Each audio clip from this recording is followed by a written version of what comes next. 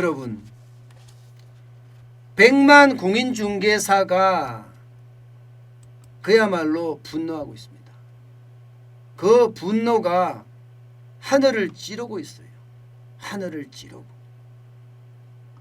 왜 공인중개사가 이렇게 난리를 칠까? 당연히 이유가 있습니다.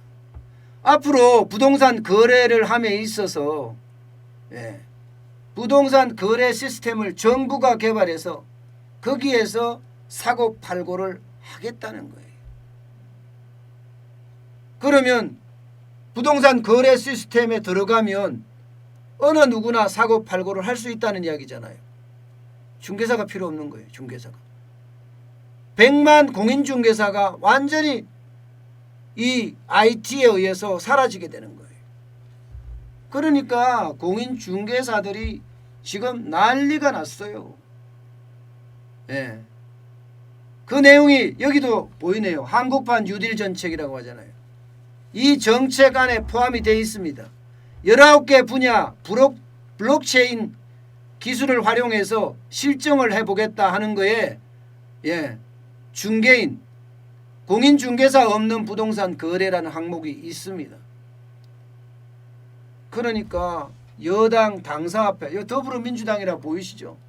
더불어민주당 당사 앞에서 가서도 날리고 지금 이 와중에 이 코로나19 와중에 모두가 난리예요. 모두가 난리. 그러니까 이렇게 난리를 치니까 이 사업의 주체가 갑자기 없어졌어요.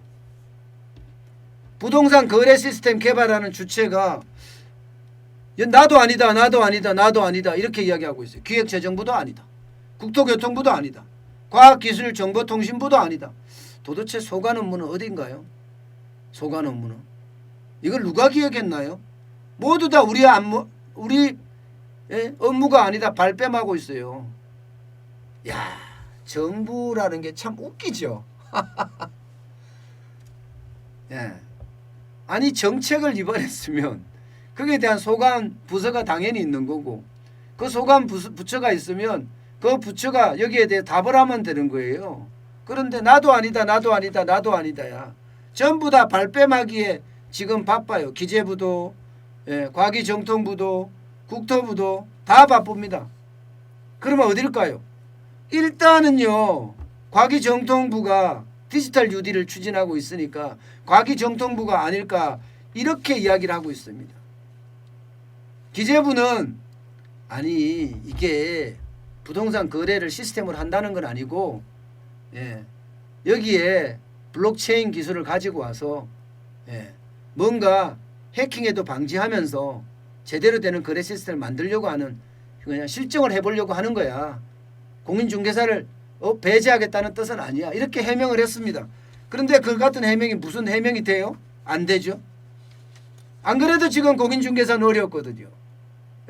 임대차 보호 3법인지 나발인지 또 나발 나왔네. 죄송합니다. 이게 갑자기 말이 툭 튀어나왔습니다. 임대차 보호 3법 때문에 거래가 빙하기를 맞았잖아요. 지금 그러니까 매출이 뚝뚝뚝뚝 다 떨어졌어요. 6.7%나 떨어졌습니다. 7년 1개월 만에 가장 많이 떨어졌다고 이야기할 정도예요. 요즘 부동산 거래한 게요. 6월 말이나 거래해봤지 이렇게 이야기하는 사람이 천재예요. 천재. 그만큼 지금 공인중개사들은 어려움을 겪고 있다는 이야기입니다. 그런데도 불구하고 정부는 그냥 그대로 추진한다. 참 못됐다. 저는 못됐다 이렇게 생각해요. 제일 처음 못된 거는요. 왜 민간에서 할 일을 정부가 부동산 거래 시스템을 만드냐는 겁니다. 시장경제를 이제는 무시하고 사회주의 경제 직접 하겠다는 건가요? 부동산 거래에 있어. 저는 이게 말이 안 된다고 생각해요. 이게 결국은 지금 현재도 부동산 거래는 당사자끼리 거래가 가능합니다. 당사자끼리 거래가 가능하지만 어느 당사자가 속일지 모르니까 중개업소를 넣어서 거래를 하는 거거든요. 일반적으로. 언젠가는 ICT로 가겠죠. 거래 시스템으로 가겠죠. 저는 그렇게 가리라고 생각을 하고요. 그러면 ICT 거래 시스템으로 갔을 때 공인중개사들의 어떤 역할까지도 거기에 넣어야 합니다. 100만이 넘는 사람들을 한꺼번에 거리로 나앉으라는 이야기예요? 예? 저는 그게 잘못됐다는 거예요. 정부가 시장의 지배자가 되겠다는 것, 이게 가장 큰 잘못이다. 저는 그렇게 생각을 합니다. 그리고 두 번째, 변화는 있을 수밖에 없습니다. 앞으로 비대면 경제가 되면 될수록 더 빨리 세상은 변할 거예요. 세상이 굉장히 빨리 변하지만 정부 정책이라는 것은 너는 아니야 이렇게 해서 배제할 대상이 아니라는 거예요. 거기도 국민이라는 겁니다.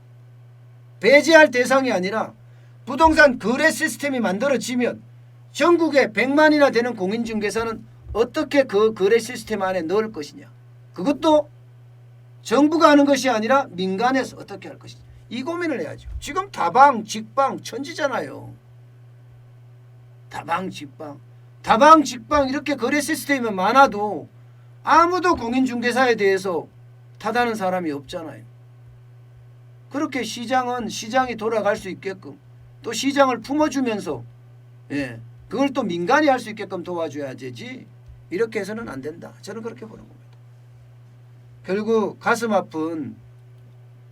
제가 가슴 아픈이라는 게 공인중개사도 사실 가슴이 아프잖아요.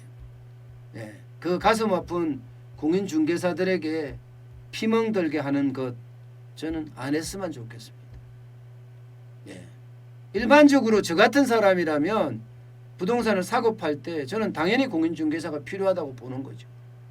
내가 그 집에 대해서 정확히 모르기 때문에 공인중개사 분들은 그 집에 대해서 그 지역에서 정확히 알 수 있잖아요. 그렇기 때문에 사기를 더 방지할 수도 있어요. 그래서 저는 거래할 수 있다고 생각을 해요. 그러나 세상은 변하니까 이제 변화에 발맞춰서 조금 전부 다 변해야 되겠죠. 그렇지 않고는 이 변화의 물결을 그대로 벗어나기는 좀 힘드니까 말입니다. 변화의 물결에 적응하는 방법도 꼭 찾아봐야 된다는 사실. 그것도 중요하다는 사실입니다.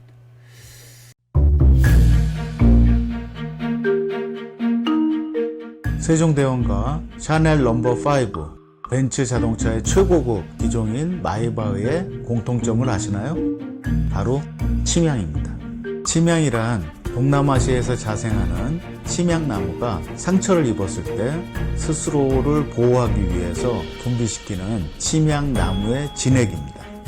진침향은 태국산 침향과 러시아산 녹용, 그리고 국산 홍삼, 백봉령, 산수유, 당귀, 숙지향, 꿀로 이루어진 침향환으로 만성 피로나 또 스트레스, 기력이 저하된 직장인분들, 또 수험생들, 연세 드신 어르신분들이 드시면 좋은 환입니다.